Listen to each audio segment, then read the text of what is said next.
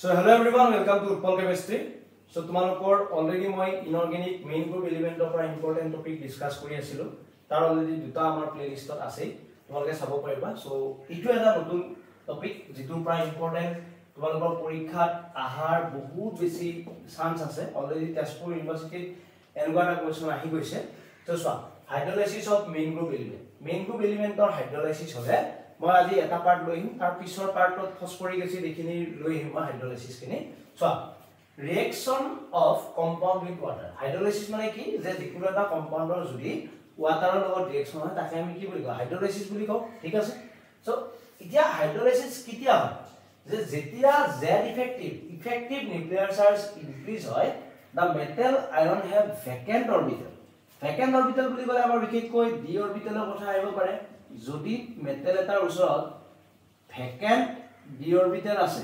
তেতিয়া তোমালোকৰ কি হয় তাত ওয়াটাৰ মলিকুলে গৈ লোন পেয়াৰ ডোনেট কৰিব পাৰে আৰু লোন পেয়াৰ ডোনেট কৰিব পৰাৰ লগে লগে তাত কি হয় হাইড্ৰোলাইসিস হয় ঠিক আছে সো কন্ডিশন অফ হাইড্ৰোলাইসিস বুলি ক'লে কি হয় তোমালোকৰ the atom on which partial positive charge generate should have vacant orbital যে যিবিলাক এটমৰ তাত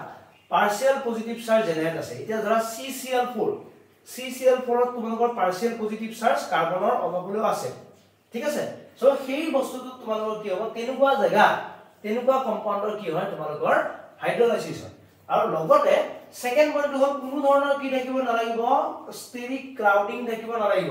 ষ্টেৰিক ক্ৰাউডিং বলেতো তোমালোকৰ ওয়াটাৰে যাতে ইজিলি কি কৰিব পাৰে এটেক কৰিব পাৰে তেনেকুৱা হ'ব লাগিব মানে ষ্টেৰিক ক্ৰাউডিং থাকিব নালাগিব ঠিক আছে সো ৰেট অফ হাইড্ৰোলাইসিস বুলি ক'লে কি হয়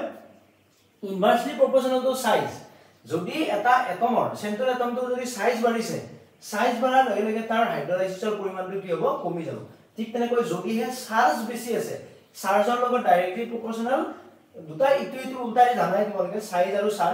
চাৰ্জ যদি বেছি আছে হাইড্ৰোলাইসিস বেছি হ'ব সাইজ যদি বেছি আছে হাইড্ৰোলাইসিস কি হ'ব কম হ'ব এটা আমি কেইটামান এক্সাম্পল লওঁ এক্সাম্পল ললে আমি আৰু ভালকৈ বুজিব পাৰিম So, ekita example keda sa. Compare the rate of hydrolysis of etu dise eti saida example loisu aru tinta man ase. Let's see. The PCl3, AlCl3, SbCl3 and BiCl3. Eta jodi tumi soa ami duta bostu gom paisu eta hol car upor depend kore eta depend kore charge or upor aru eta depend kore size or upor. So, yate gute keta upor charge kiman ase +3 এটা যদি তুমি চাব যোৱা সকলোতকৈ ডাঙৰ কোনটো সকলোতকৈ ডাঙৰ হ'ল ইয়াৰে বিস্মাতটো সো সাইজ বেছি সো সকলোতকৈ কি আহিব একদম হেকত আহিব তাৰ পিছত বিস্মাতৰ ওপৰত থাকে SbCl3 তাৰ পিছত আছে AlCl3 আৰু একদম সৰু ফসফৰাছৰ সকলোতকৈ বেছি স্মল ইন সাইজ আৰু বিস্মাত হ'ল সকলোতকৈ বেছি কি charge large in size So কি হ'ব স্মল PCl3 তোমালোকৰ ৰেট অফ হাইড্ৰোলাইসিস ইজিলি হ'ব আৰু BiCl3 ৰেট অফ হাইড্ৰোলাইসিস কি হ'ব দেৰি হ'ব ঠিক তেনেকৈ AlCl3 SiCl4 PCl5 SCl6 so এলুমিনামৰ charge ইয়াতে +3 আছে সিলিকনৰ +4 ফসফৰাছৰ +5 সালফাৰৰ +6 কিন্তু এই মলিকুলটো কি নহয় জানানে ইট ইজ এক্সিস্টেন্ট নকৰে এটো কিটাও কি নকৰে এক্সিস্ট নকৰে So এতিয়া তুমি মনোযোগ দি চালে কি হ'ব AlCl3 greater than SiCl4 greater than PCl5 এটো হ'ব না এটো নহয় কি হ'ব উল্টা চাৰ্জৰ লগত ডাইৰেক্টলি প্ৰপোৰ্শনাল আছিল সকলোতকৈ বেছি কোনটো হ'ব PCl5 then SiCl4 then AlCl3 charge যিমানে বেছি আছে চাৰ্জ বেছি থাকিলে তোমালোকৰ ৰেট অফ হাইড্ৰোলাইসিসও কি হ'ব বেছি হ'ব নেক্সট তো সোয়া AlCl3 MgCl2 NaCl SiCl4 so AlCl3 এলুমিনামৰ charge +3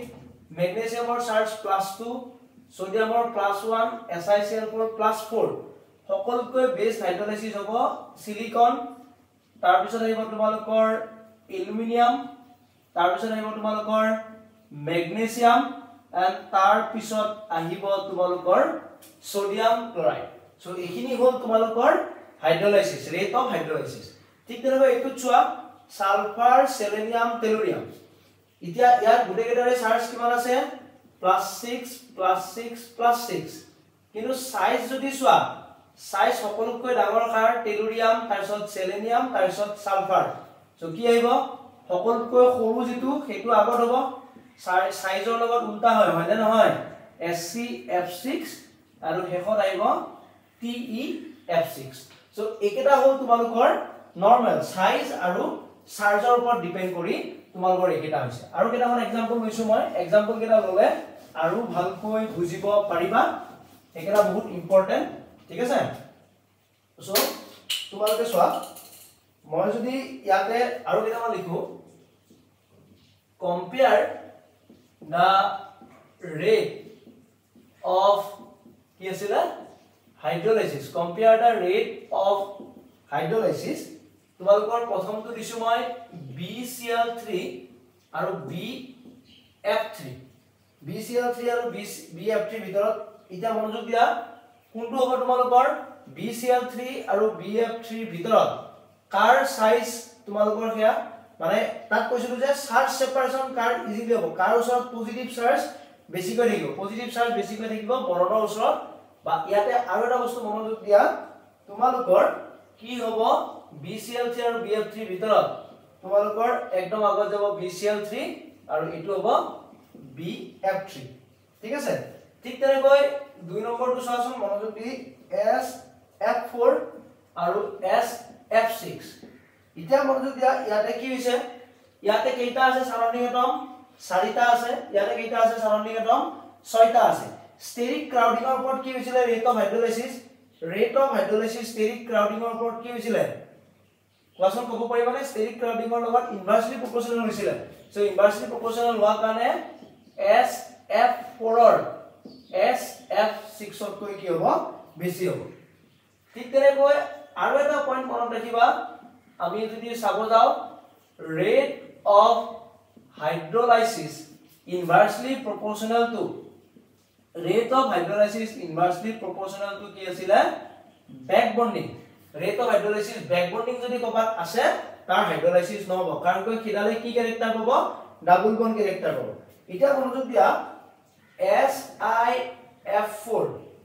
SiCl4 SiBr4 SiI4 so ইয়াতে তোমালোকে যদি চাব যোৱা সিলিকনৰ ফ্লোৰাইড ক্লোৰিন ব্ৰোমিন আইডাইড এটো কি হৈছে পজিটিভ চাৰ্জ সেপাৰেশনৰ কথাটো কন্ডিশনটো আহিছে ঠিক আছে সো ইয়াতে আৰু এটা বস্তু মনোযোগ দিয়া NH3 আছে আৰু NSiH33 ইয়াতে যদি খুদে কাৰ হাইড্ৰোলাইসিস হ'ব ইয়াতে হাইড্ৰোলাইসিস কাৰ হ'ব তোমালোকৰ ইটো হ'ব বিকজ ইয়াতে নো ব্যাক বন্ডিং ইয়াতে কোন ধৰণৰ তোমালোকৰ কি নাই ব্যাক বন্ডিং নাই আৰু ইয়াতে তোমালোকৰ কি আছে ইয়াতে তোমালোকৰ ব্যাক বন্ডিং প্ৰেজেন্ট আছে ইয়াতে ব্যাক বন্ডিং প্ৰেজেন্ট আছে সো ৰিঅ্যাকশনটো নহব ঠিক আছে সো এখিনি হল আমাৰ হাইড্ৰোলাইসিসৰ ফাৰ্স্ট পাৰ্ট খিনি যে হাইড্ৰোলাইসিস আমাৰ কিতিয়া হ'ব হাইড্ৰোলাইসিসৰ অৰ্ডাৰটো বিশেষকৈ হাইড্ৰোলাইসিসৰ অৰ্ডাৰটো ডাইৰেক্টলি প্ৰপোৰ্শনাল টু কি হয় চাৰ্জ ইনভাৰ্সলি প্ৰপোৰ্শনাল টু সাইজ তাৰপিছত z ইফেক্টিভৰ লগত ডাইৰেক্টলি প্ৰপোৰ্শনাল আৰু ইনভাৰ্সলি প্ৰপোৰ্শনাল টু ব্যাক বন্ডিং এই চাৰিটাৰ ওপৰতে বিশেষকৈ তোমালোকৰ কি হয় ৰেট অফ হাইড্ৰোলাইসিস ডিপেন্ড কৰে সো একেটা যাতে মনত কৰি লোৱা তোমালোকে ঠিক আছে সো থ্যাংক ইউ তোমালোকৰ এখিনি আমাৰ এনেকৈ মেইন গ্ৰুপৰ ইম্পৰ্টেন্ট টপিক খিনি আহি থাকিব তোমালোকে এফালৰ পৰা চাই গৈ থাকিবা ঠিক আছে সো আৰু ইয়াৰ পৰা কোৱেশ্চন কমন পৰিব so thank you for watching by